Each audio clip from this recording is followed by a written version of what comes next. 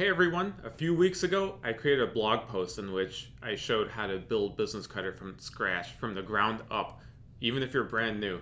I got so many questions on that I figured I'd elaborate and do a video on it.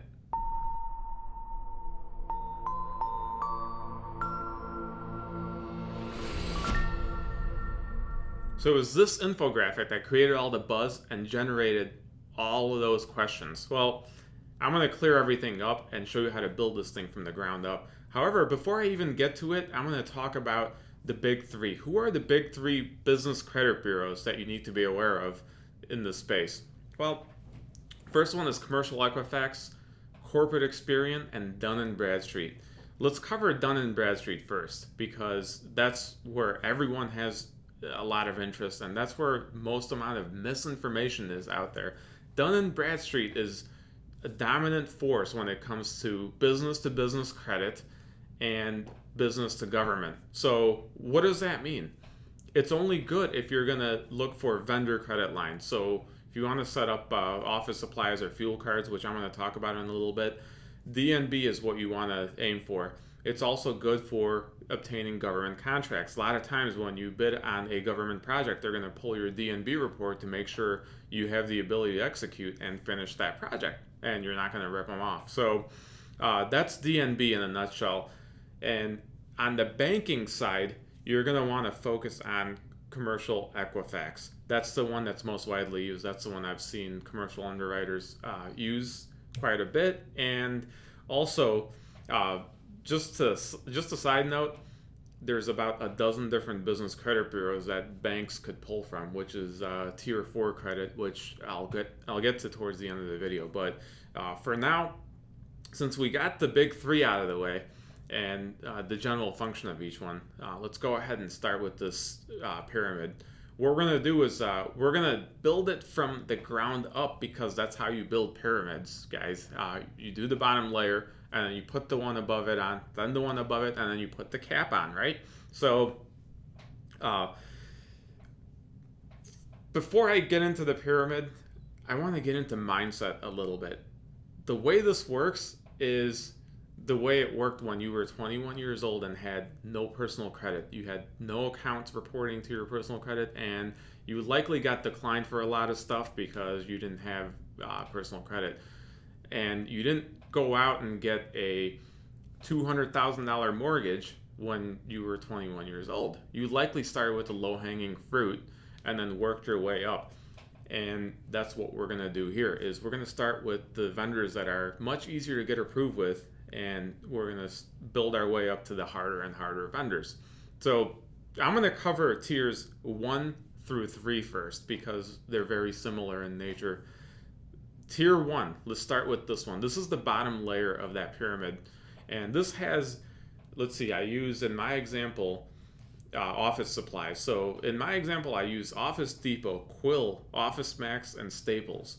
So what you want to do is once you have your DNB DUNS number set up, you want to apply for business credit with these 4 office supply vendors, right?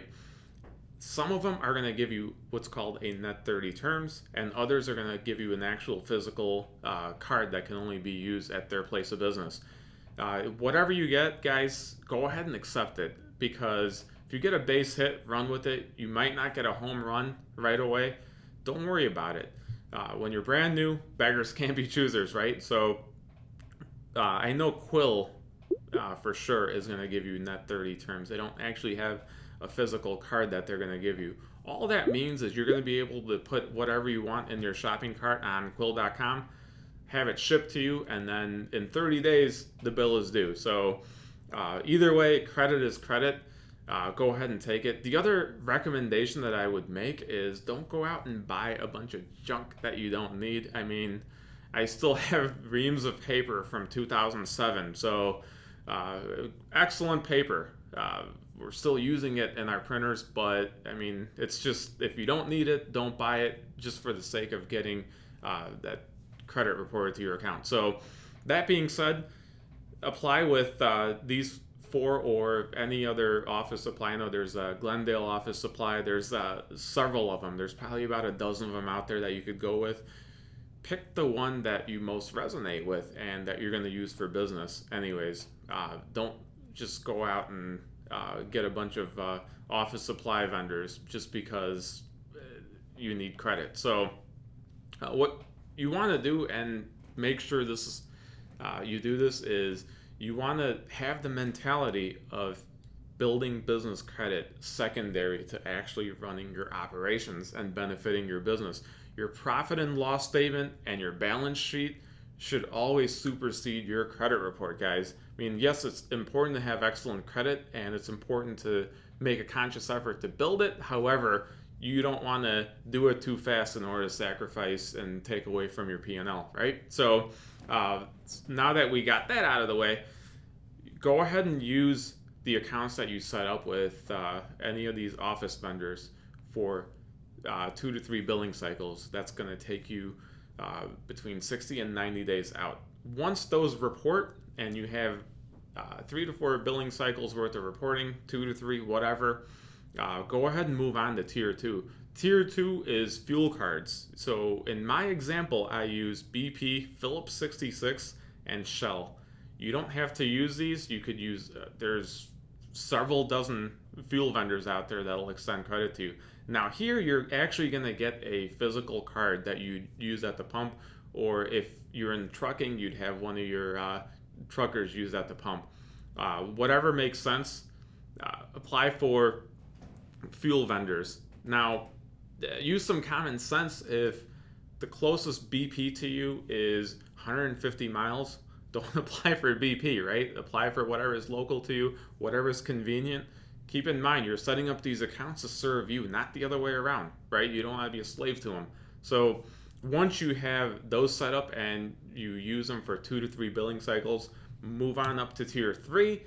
Now, tier 3 is a little bit harder to get approved with. You're going to have technology and building supplies. And in my example, I use HP, Lowe's, Home Depot, and Dell. What you want to do is you want to apply for these once you have 6 to 8 trade lines from tiers 1 and 2. That should be enough to get you approved. And guys, if you don't get approved, dust yourself off and try again in 2 or 3 months. It's not a big deal. It's not the end of the world.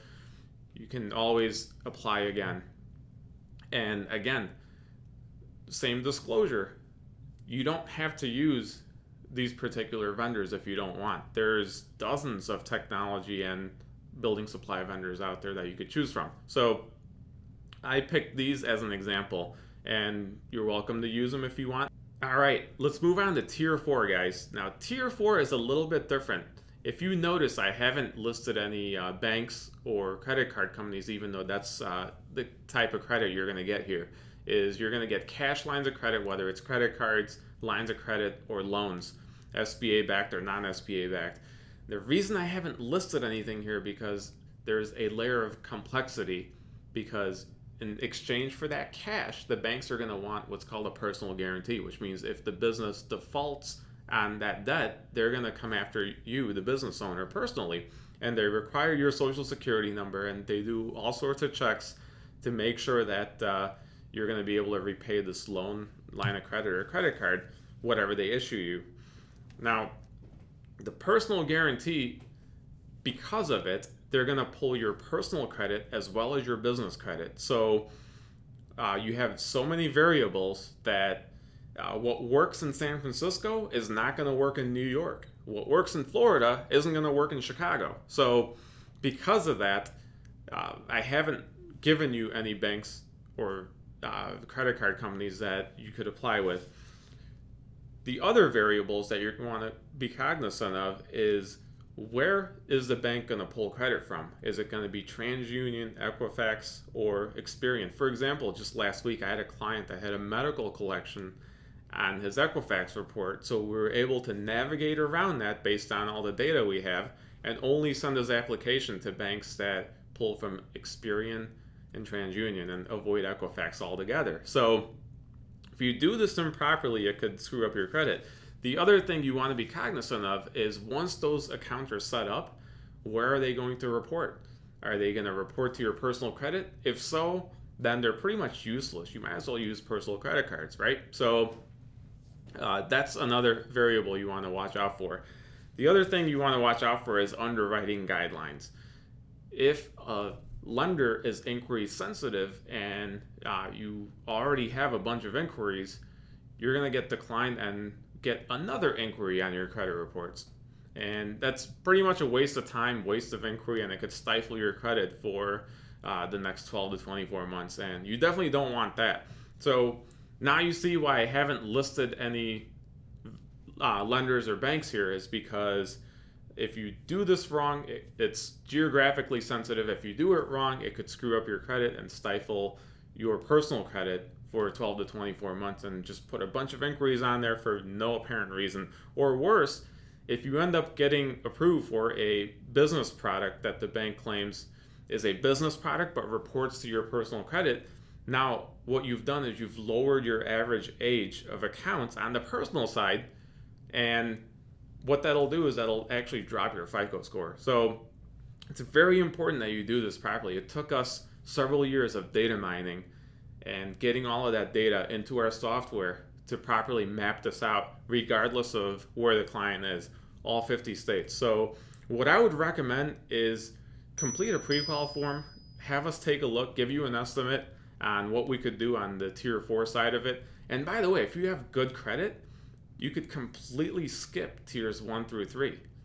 If you don't want to build vendor credit, you don't have to. You could go straight to tier 4 if you have good credit. Just submit a pre-qual and see what we could do for you.